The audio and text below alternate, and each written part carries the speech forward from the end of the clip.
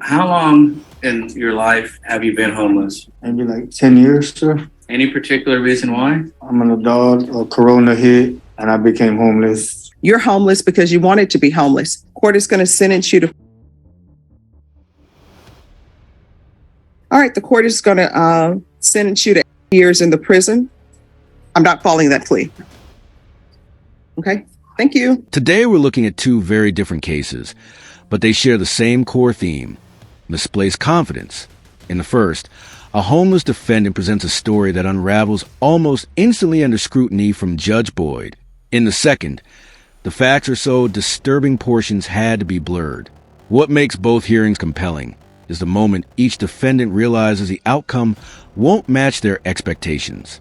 In both courtrooms, Judge Boyd delivers a firm reality check. Are you Andrew Drago? Yes, ma'am.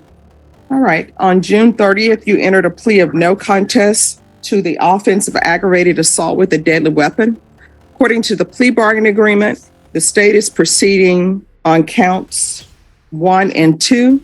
There's punishment to be assessed at a cap of 5 years. There's $2,500 fine, affirmative finding of deadly weapon, and the state is silent on your application.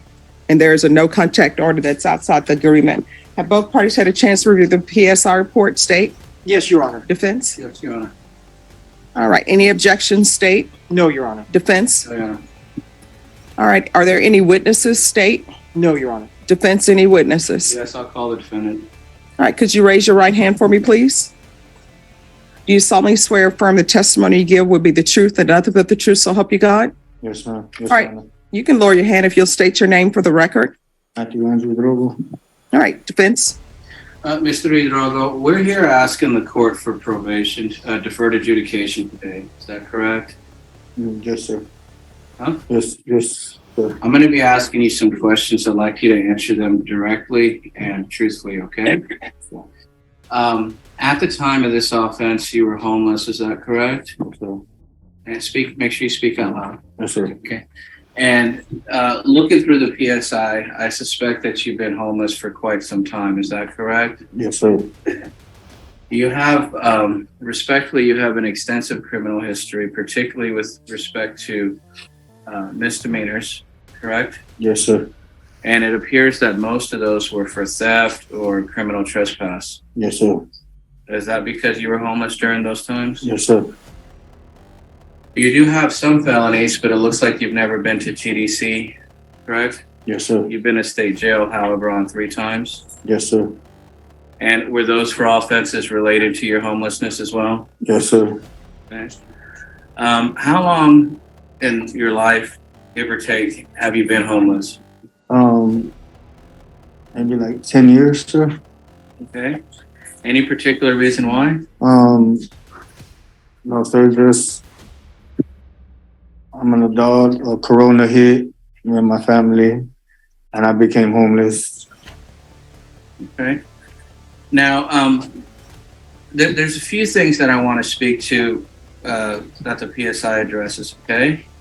Now, in the PSI, you frankly, you deny committing the offense, correct? You state that you were acting in self-defense. Yes, sir. However, you chose to plead to this and not proceed to jury trial because you did not feel the jury would believe your defense. Is that correct? Yes, sir. And I spoke to you about that again this morning. Is that right? Yes, sir. And you persist that you do not want a jury trial because of the fact that you don't believe the jury will believe your defense. Is that correct? Yes, sir. Also, the PSI mentions that you are a confirmed gang member. And to that, how do you respond? No, sir. I'm not confirmed woman. Let me start over. They're just saying that you have to be careful what you ask for.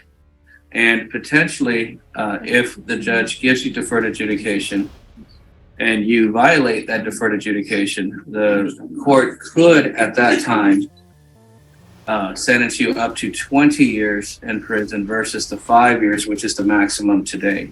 Do you understand that? Yes, sir. So you understand that if you are asking for deferred adjudication and you get it, you better do everything that's asked of you. correct? Yes, sir. Are you going to be able to do what's asked of you, especially considering the fact that you've been essentially homeless for the last 10 years? Yes, sir.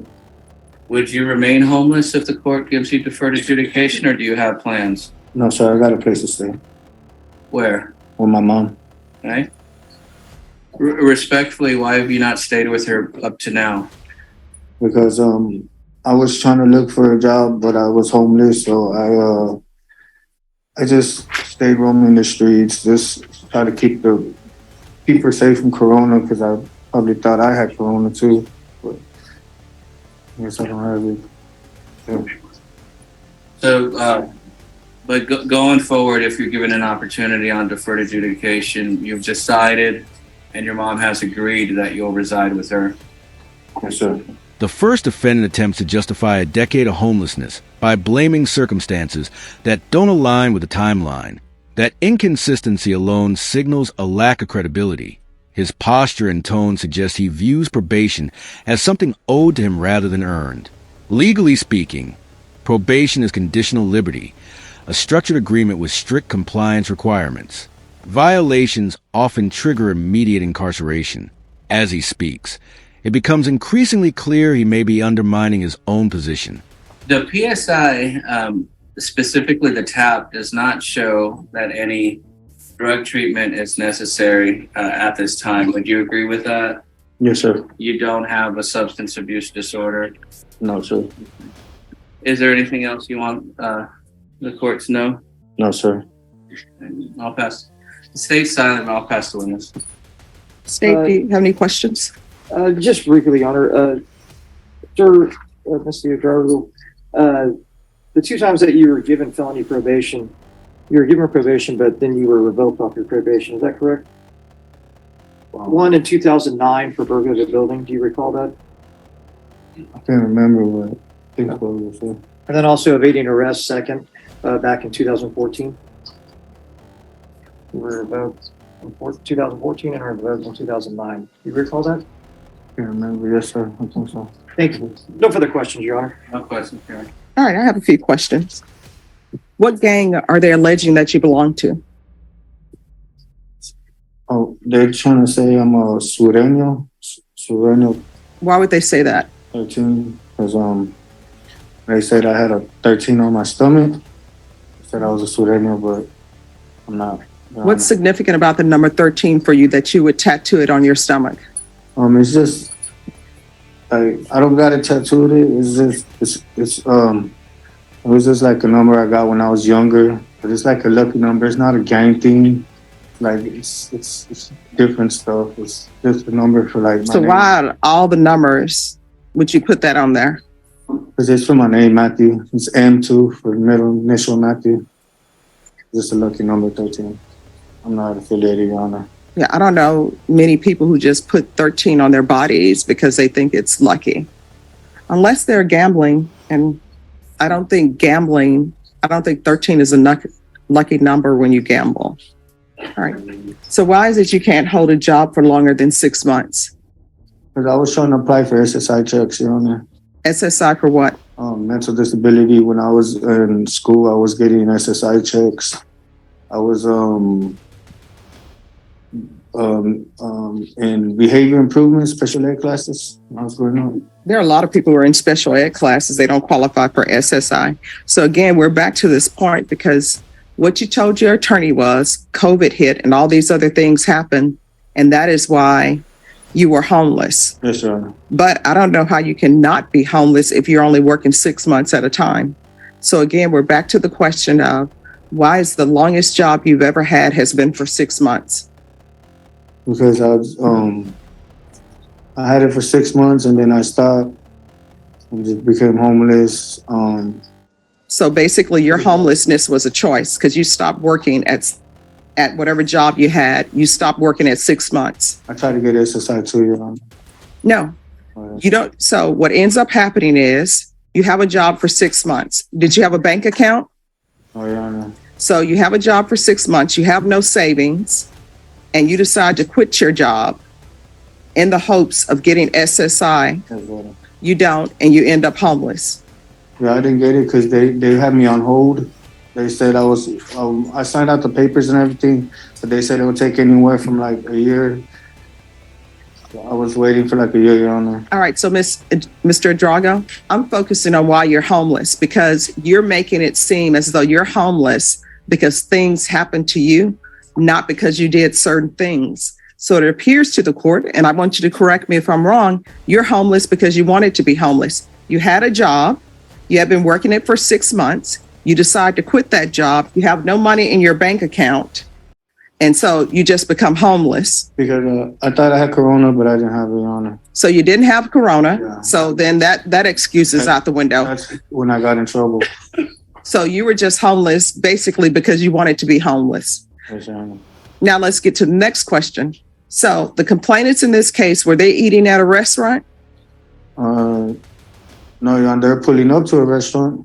All right, so they're pulling up to a restaurant and you disturbed them, asking them for money to support you, right? Yes, Your Honor. Because you're homeless and you don't want to work. So you want to get money from people who are trying to just go to a restaurant and enjoy their meal in peace, right? Yes, Your Honor. Now, how old is your mother? My mother, she's like 50 something. I'm not so sure, Your Honor. All right, so you don't know how old your mother is. What's her date of birth? I don't know, Your Honor. Do you know what month she was born in? Oh, Your Honor. Do you know what day it is? It's 4/27. So you're saying she was born in April? I don't know, Your Honor. I don't know when she was born. I don't know. She's like 56, 57. How old are you? Me, I'm 37. When asked about his plan if granted probation, he claims he'll live with his mother, but struggles to answer basic questions about her. Courts look for specificity because concrete details reflect genuine preparation. Vague answers raise doubts. Whether nerves played a role or not, the lack of clarity weakens his proposal. Judges evaluate feasibility and sincerity, not just promises. Without a verifiable plan, requests for leniency carry far less persuasive weight. All right. Is there anything else you wish to say, Mr. Idrago? No, Your Honor. All right. The court is going to find you guilty in count 1 and count 2. Court is going to sentence you to 5 years in the prison in each count. Each count will run concurrent. Give you credit for any time served. There's an affirmative finding of a deadly weapon. All right, we can go off the record. Mr. Drago, when you get out, you need to make better choices. Get employed. If we want stuff, we have to work for it. I know people think it's okay to come up to people and ask them for money, but sometimes people don't want to be bothered. They're just trying to spend time with their family. You understand? Yeah. Good luck. And are you David Newman? Are both parties ready to proceed on this motion to revoke? Are you the same David Matthew Newman who was placed on community supervision in 2021 CR 0689 for the offense of possession of on February 1st, 2022 for a term of 10 years? Is that you? The defendant, David Matthew Newman, did then and there fail to comply with the instructions of the Bexar County Community Supervision and Corrections Department program, and that the defendant failed to comply with the instructions of Lone Star Offender Treatment Program, his court-ordered sex offender treatment program, and that the defendant was suspended from treatment for failing to abide by treatment program rules in violation of Condition 13B. How do you plead to that? True or not true? True, ma'am. State. In Condition 13H, on or about the 12th day of September 2022 in Bexar County, Texas, the defendant, David Matthew Newman, did then and there fail to comply with the instructions of the Bexar County Community Supervisions and Corrections Department program, and that the defendant was in possession of materials in violation of Condition 13H. How do you plead to that? True or not true? State. And lastly, the state is proceeding under Condition 16 on or about the 21st day of September 2022 in Bexar County, Texas. The defendant, David Matthew Newman, failed to comply with Chapter 62 requirements in violation of Condition 16. How do you plead to that? True or not true? Did you understand by pleading true to violations 13B, 13H, and 16, the court could find it true, grant the motion, sentence you to 10 years in the prison, and up to a $1,500 fine? Did you understand? I understand. Knowing that, do you still wish to plead true to 13B, 13H, and 16? Yes, ma'am. Court will find 13B, 13H, and 16 true? Is there an agreement? There is an agreement, Your Honor. And what is the agreement? Revocation and a sentence of 6 years TDC. That is correct, Your Honor. All right. With regards to allegation number 16, is that a different type of? That is non-contraband, not child pornography. Adult? Yes, All right, the court is going to grant the motion, revoke you, sentence you to 8 years in the prison. Give you credit for any time served. There's a $1,500 fine. Time and money will run concurrent. There to be Chapter 62 registration. I'm going to show you what's entitled Trial Court Certification of Defendants' Rights to Appeal. Did you review that document with your attorney? Did you understand it? Yes. All right. You have a limited right to appeal, and that's as it relates to the allegations in the motion, not the fact that you were on community supervision. Do you understand? All right. Good luck to you. Sure. Yes. the deal was for 6 years, and I believe you announced 8. Was that? Yes. I'm not following that plea. Okay. Thank you. Both cases ultimately end poorly for the defendants. The first is directly confronted about inconsistencies. The second, facing a plea offer of 6 years, receives 8 instead. Sentencing often reflects more than the underlying charge. Demeanor, candor, and respect for the court can influence judicial discretion. When a judge perceives manipulation or insincerity, leniency tends to narrow. In the broader sense, courtroom conduct matters. Respect and accountability can shape outcomes just as much as legal arguments. What's your assessment? Were these outcomes justified, or was the court too firm? Share your perspective below, and thank you for watching.